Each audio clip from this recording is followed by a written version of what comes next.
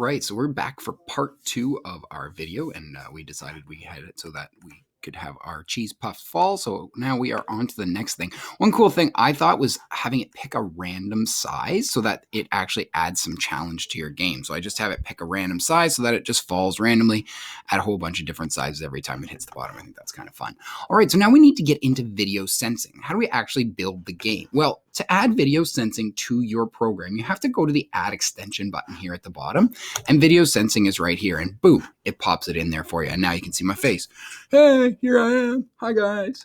So what do we have to do now? Well, we have to have it so that the camera turns on and that the camera senses us. So when the game is clicked, under video sensing, we want turn video on and set video transparency to 50. That means you can kind of see it. And you can change this number. If I have the video transparency at 100, it looks like this. You can't see me at all. If I have it at 75, you can see me just a little. And if I have it at 20, you could probably just see video and you can see a lot more of the background. So you can choose how much transparency you want there. So that kind of now when the game starts, you can see me. That's good. Now we can play the game.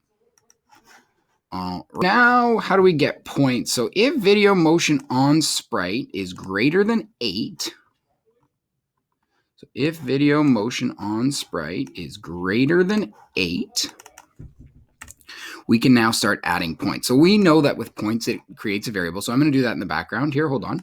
All right. So if video motion on sprite is less than 8, meaning if it notices that we've touched it, let's just check. What do we want it to do? Well, we want it to do the same thing it was doing before, go back to the start. So remember, our back to the start stuff is all right here, and this is what we like. We like to have it have a random size, so I'll duplicate those 2 blocks, pop them underneath here, and pop this in. And what I should have now is every time I hit it, or if it hits me and I'm moving, we can see that it starts back at the start. Pow, pow, pow. -7's a lot, though. It's really giving me anxiety. So I'm going to go to -5 for how fast it goes. Remember, you can just play and change and see how much you want it to go. But if you don't move at all, it just falls to the bottom. So it doesn't know that I'm moving unless I am moving. So it only works if I'm moving. That depends on how much. So if you change these numbers, you can also play with this to see how this works. If you change it to 14, it gets more. It's how much. If you change it to 3, I think you really gotta.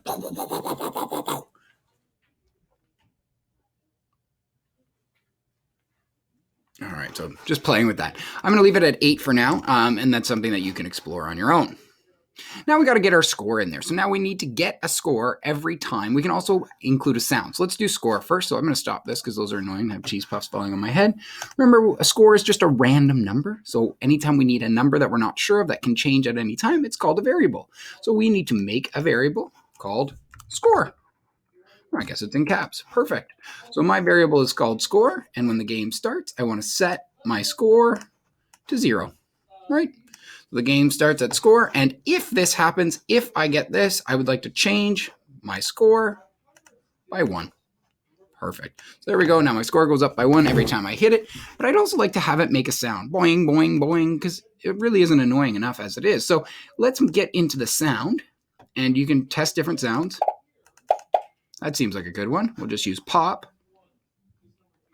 So if this happens, it makes a sound and goes to the next thing.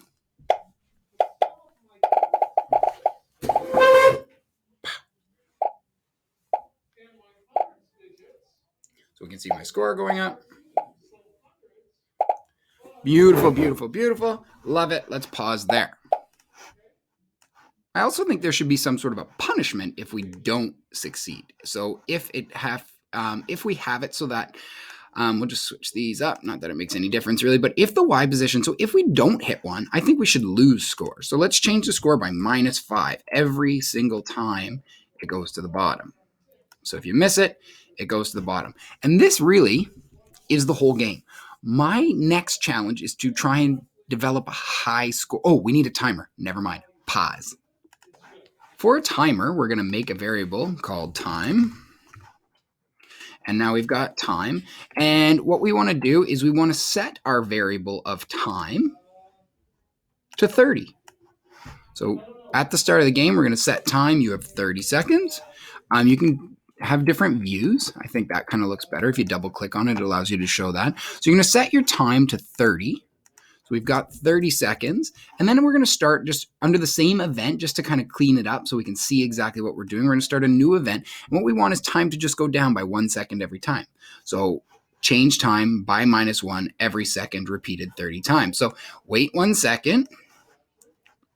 And we'll go to variables. Change time by -1. Wait 1 second. And we want to repeat that 30 times, right? Because you have 30 seconds to play the game. And now we should see, when I click start, we should see the timer go down 28, 27, 26. Perfect. So we know that that works. Awesome.